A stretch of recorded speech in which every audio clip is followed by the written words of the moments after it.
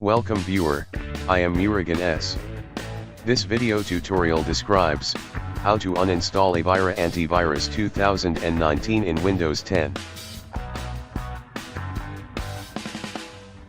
Click Start button, Settings.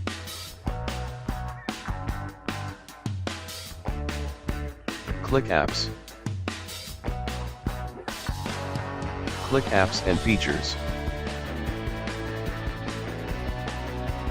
Click Avira. Click Uninstall. Click Uninstall. Click Yes. Click Uninstall.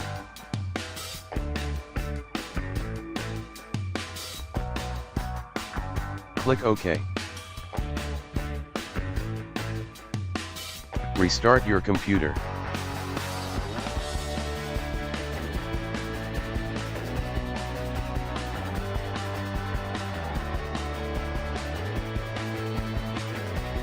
Thanks for watching.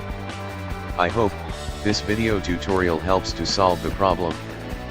Please like, share and don't forget to subscribe my channel. See you next video.